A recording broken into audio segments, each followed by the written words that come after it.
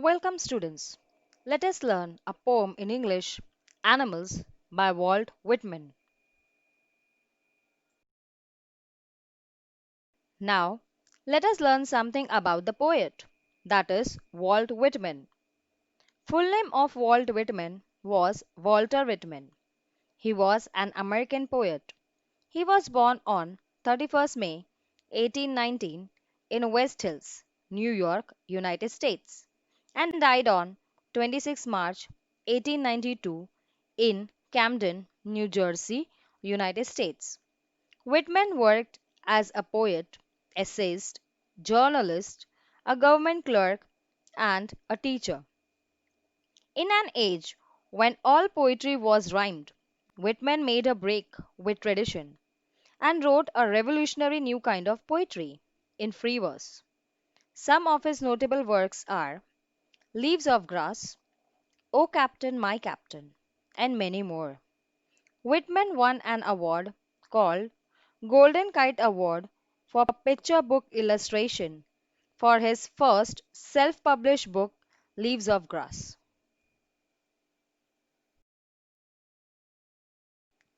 Now, let us learn something about the poem. The poem Animals is from Walt Whitman's work called Song of Myself in Leaves of Grass. He has shown comparison between human beings and animals in the poem. He has pointed out evils present inside the human brain which he thinks animals don't have. That is why he thinks that animals are much better than human beings. Now, let us listen to the poem attentively. Animals by Walt Whitman. I think I could turn and live with animals. They are so placid and self contained. I stand and look at them long and long. They do not sweat and whine about their condition. They do not lie awake in the dark and weep for their sins. They do not make me sick discussing their duty to God. Not one is dissatisfied. Not one is demented with the mania of owning things. Not one kneels to another, nor to his kind that lived thousands of years ago. Not one is respectable or unhappy over the whole earth. So, they show their relations to me, and I accept them. They bring me tokens of myself. They evince them plainly in their possession. I wonder where they get those tokens. Did I pass that way huge times ago and negligently drop them? Now, let us learn the poem in detail, stanza by stanza. I think I could turn and live with animals. They are so placid and self contained. I stand and look at them long and long. Now, in this stanza, the poet here desires to turn into an animal and he wants to live in the world of animals. Here, we can say that the poet finds the world of animals better than that of human beings. He further says that he finds animal more peaceful than humans. He says so because animals are not running after worldly things like human beings. They are calm, placid, have purity of mind, and have no greed for worldly things or any kind of achievements. They are self contained, means they are happy with their lives and never interfere in the lives of others. They are self sufficient. So, poet thinks that animals are better than human beings for being calm and not interfering in the matters of others. The poet further says that these are the reasons why he stands still and looks at the animals for a very long time. Now, let us move on to the next stanza.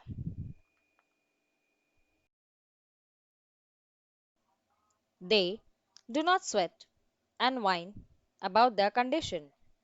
They do not lie awake in the dark and weep for their sins. They do not make me sick discussing their duty to God. Not one is dissatisfied. Not one is demented with the mania of owning things.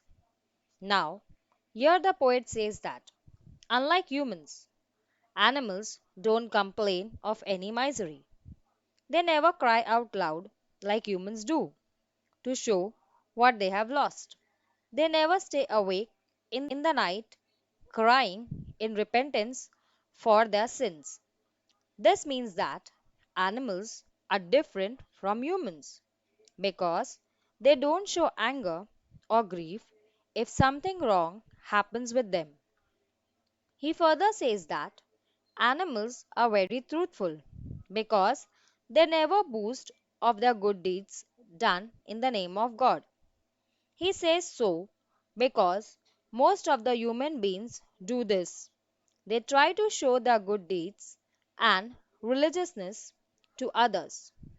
They do so in order to gain popularity among their fellows.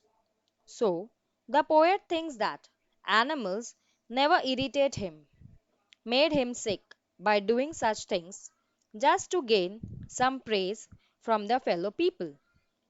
He feels that the animals are not dissatisfied like humans.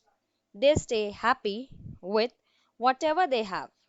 They never run behind worldly things. They never try to possess things of comfort or luxury.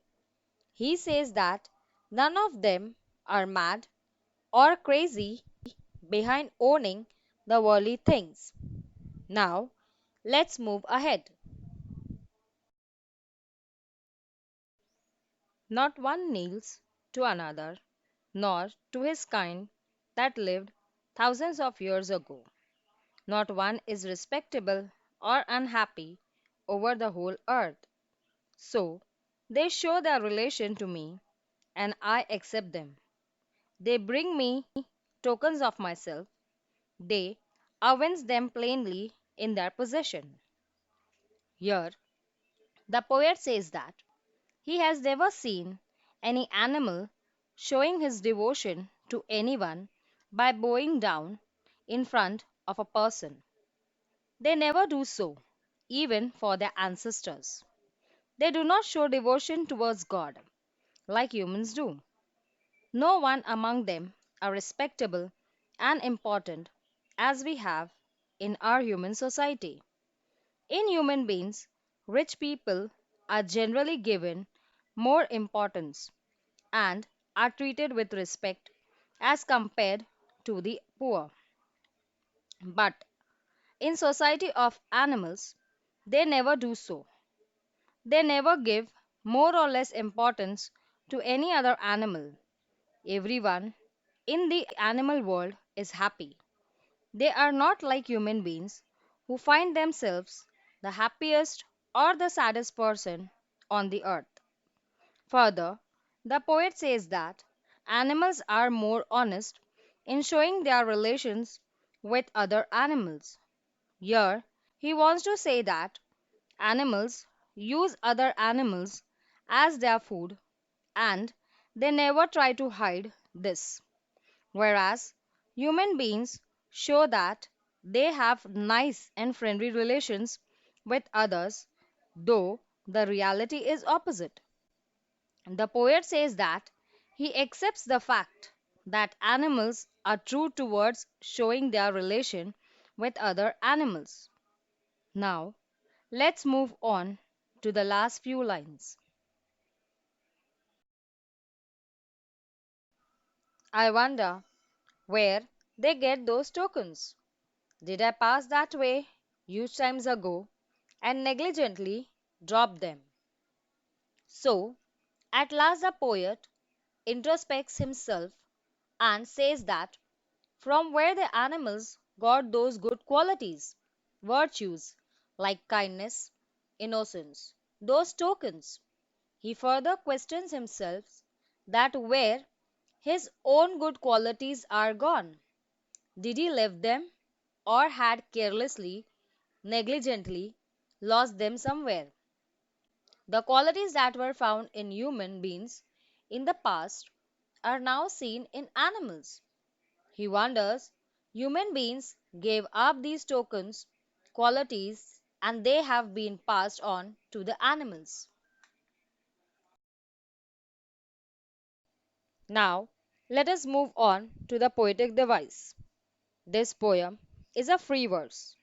In free verse, there is no rhyme scheme, so there are no rhyming words, and there is no rhythm. It is an open form of poetry, that is, it doesn't follow any specific pattern. It is free from the limitation of regular rhythm, yet provides artistic expression. The poet can give his own shape to a poem however he or she desires. It follows the rhythm of natural speech, that is, how we speak normally.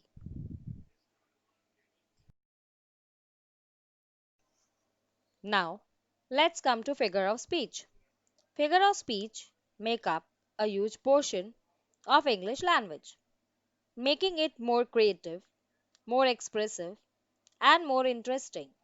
The figure of speech used in this poem are repetition, alliteration, personification, tautology, antithesis, onomatopoeia, interrogation, hyperbole, anaphora.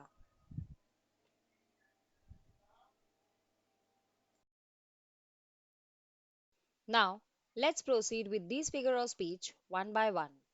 The first one is repetition. Repetition is a figure of speech wherein a word or group of words are repeated. Not the sound, the entire word is repeated. Let's see the first line. That is, I stand and look at them long and long. Here, the word long is repeated twice. So, it is repetition. You can write the explanation as the word long is repeated for the poetic effect. Now, let's see the next line. Not one is dissatisfied. Not one is demented with the mania of owning things. Here the words not one is repeated. So the figure of speech here is repetition. You can give the example while writing for this as the words not one is repeated for the poetic effect.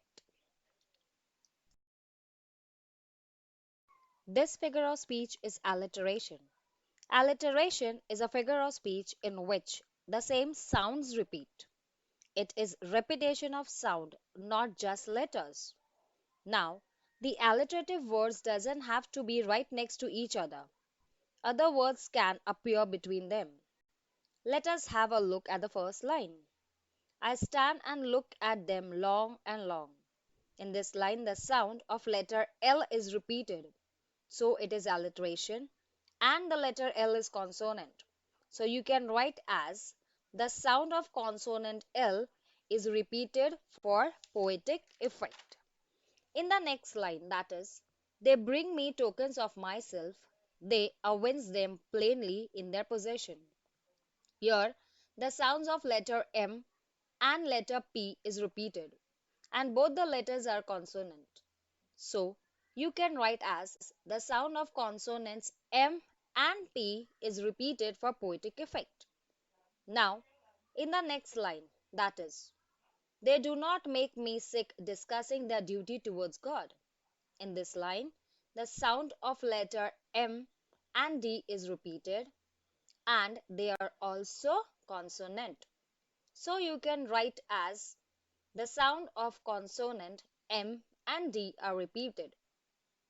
Let's move on to the next line. I wonder where they got those tokens. Now here, the sound of W is repeated. Now, let us look at the last line. Not one is dissatisfied, not one is demented with the mania of owning things. Now, here the repetition of sound D can be heard very clearly.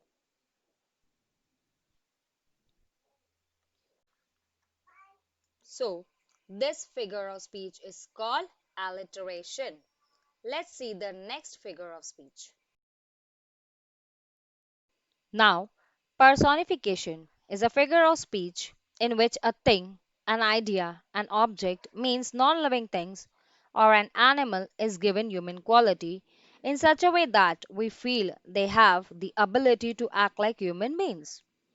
Now, let's see the first line. They are so placid and self contained. The meaning of the word placid is calm, peaceful, and self contained means self sufficient. And both these qualities are of human beings. In this line is given to animals. So it is called personification. You can write the explanatory line as placid and self contained are human qualities given to animals. The second line is they do not sweat and whine about their condition. The human quality of sweat, which here means complain, and whine means cry, are given to animals in such a way that we feel they really do. So it is personification. The third line is not one is dissatisfied, not one is demented with the mania of owning things. In this line, the words dissatisfied, demented, mania, owning are human attributes allotted to the animals, and hence it is personification. The explanatory line for this can be the human attributes like dissatisfied, demented, mania, and owning are allotted to animals. The next line is so they show their relation to me and I accept them. In this line, the quality of showing is given to animal, which is actually a human quality, and thus it is personification. Now, in this line, they bring me tokens of myself. They evince them plainly in their possession. The words bring, evince, possession are the human attributes given to animal. So it is personification. You can write the explanatory line as the human qualities like to bring, to evince, possessing are given to animals for the poetic effect. In the last line, they do not lie awake in the dark and weep for their sin. The figure of speech here is personification, as the words lie awake and weep are human attributes given to animals. Now, this figure of speech is called tautology. In tautology, same thing is said twice, just in different words. It means when you use different words to repeat the same idea. Now, look at the first line. They bring me tokens of myself. They evince them plainly in their possession. Now, here the pronoun me and myself means the same. It conveys the same idea that is poet himself, but in different words. So it is tautology. Now look at the next line. Not one is dissatisfied. Not one is demented with the mania of owning things. In this line, demented and mania means the same thing, that is to be crazy or mad. So it is tautology. For this you can write as the words demented and mania means the same, that is crazy or mad. Now in the last line, that is they do not sweat and whine about their condition, is tautology where sweat and whine conveys the same meaning, that is to complain pitifully. Here you can witness the figure of speech antithesis and onomatopoeia. Antithesis is a figure of speech which refers to the juxtaposition, means to place different things side by side, as to compare them or contrast them, or to create an interesting effect of opposing or contrasting ideas. It involves the bringing out and contrast in the ideas by an obvious contrast in words. Now, look at this line. Not one is respectable or unhappy over the whole earth. In this line, respectable means happy. And in this same line, we also have two contrast or opposing words, that is, opposite words like happy and unhappy. So it is antithesis. Anti means opposite. Now, for this, you can write explanatory line as the opposite words, that is respectable means happy and unhappy, appear in the same line. Now, let's move on to the figure of speech called onomatopoeia, in which words evoke sound. The words convey how something sounds. Now, look at this line. They do not sweat and whine about their condition is onomatopoeia because the word sweat and whine suggests sound, where the people are complaining about their condition, and therefore the figure of speech is onomatopoeia. Now, let us look at the next figure of speech, that is hyperbole. Hyperbole in Greek means excess. It is a figure of speech that uses exaggeration to make a point or show emphasis, to create a strong feeling or create strong impression, but is not meant to be taken as written. Hyperbole are basically exaggerations to create emphasis or effect. Now look at the first line. Not one is respectable or unhappy over the whole earth. It is hyperbole because it is an exaggerated statement, where poet thinks that he can comment on all the animals on the earth. So it is obviously an exaggerated statement, where poet thinks no animal on the entire earth is happy or unhappy. Now, pay attention to this. Did I pass that way huge times ago and negligently drop them? This is also hyperbole because the words huge times ago actually are an exaggeration. What the poet is trying to say is that there has been a long time since these tokens have been expressed by humans.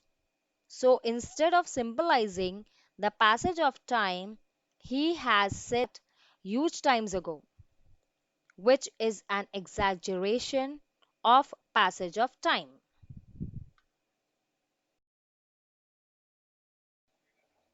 This figure of speech is called anaphora. Anaphora is a figure of speech where words repeat at the beginning of successive, that is consecutive clause, phrase, lines or sentence. Now look at these lines. I think I could turn and live with animals. They are so placid and self-contained. I stand and look at them long and long. We can see here the pronoun I is in the beginning of these consecutive lines. So this figure of speech is called anaphora. Now let's see these lines. They do not sweat and whine about their condition. They do not lie awake in the dark and weep for their sins. They do not make me sick discussing their duty to God. Here we can see the words they do not at the beginning of all three lines. This is anaphora. Now let us pay attention to these lines.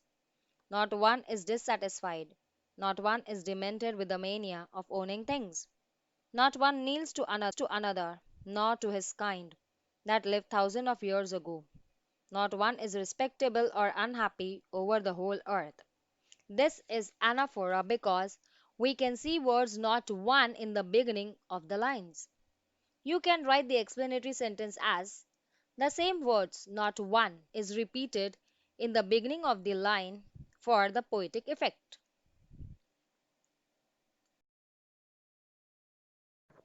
This evaluation section is based on the above poem. For question number 1, you have to be alert as all the meanings are in audio, or you can see it in your video lesson and also in your textbook, for which read the poem again. Now, for question number 2, you have to complete the following by using the lines from the poem, which you can write as per the question asked. For example, the first one. The poet wishes he could turn and live with animals. Here, turn and live with animals is a line from the poem. So, this is the way you are supposed to complete it. For the second, third, and fourth question, You will find the answers somewhere in the first and second stanza of the poem. For question number 3, you have to frame the sentence properly and write the answer. For the first one, you are supposed to write the qualities of the animals or positive things in animals which we humans don't possess. For the second one, you have to write for whom the pronoun they is used. For the third one, you can get the answer somewhere in the third stanza. Read the stanza properly. For the last question, you can get the answer in the fourth stanza. Read it properly, you will find the answer easily. Question number 4 is a personal response where you have to think logically and write. Here, you can write about the tokens, the qualities. What are they? And do we have or possess those qualities within us in the present scenario? Now, in poetic device section, for question number 5, you have to give example for the figure of speech as asked. For this, you can refer to the figure of speech section in your video lesson and get the answer. Or you can also pick out the lines directly from the poem. For question number 6, you can get the explanation on slide number 9. Listen to it attentively and write in your own words with sufficient content. Question number 7 is very important question. You have to write critical appreciation with the help of the points given. It should be in paragraph form. You will not write in point form. So let's start. First, you have to write the title of the poem. For this poem, the title is Animals. You have to write in full sentence. Everything should be in complete and proper sentence. The name of the poet is Walt Whitman. Now, the rhyme scheme. As it is free verse, there is no rhyme scheme in this poem and it doesn't have rhyming words. Now, let's come to figure of speech. You are supposed to write minimum 3 figure of speech with the lines from the poem. For example, figure of speech tautology. The line from the poem is they bring me tokens of myself. They evince them plainly in their possession. In this way, you have to write figure of speech. You have to write 2 more figure of speech with the lines from the poem. Next is you have to write about central idea or theme of the poem, means what the poem is about. Like the poet had something in mind when it was written, and that something is a central idea. And the central idea for this poem is the poet wants to live among the animals and experience a life where no one complains and where they are free from sins and sorrow. The most important theme of the poem is not to praise how good animals are, but to compare humans with them in order to highlight the flaws, negative thinking in their brain and nature. You can add more to it and write. Now, let's move on to writing skill. Here, you have to write both view and counter view on the topic given. Now, let me tell you what is view.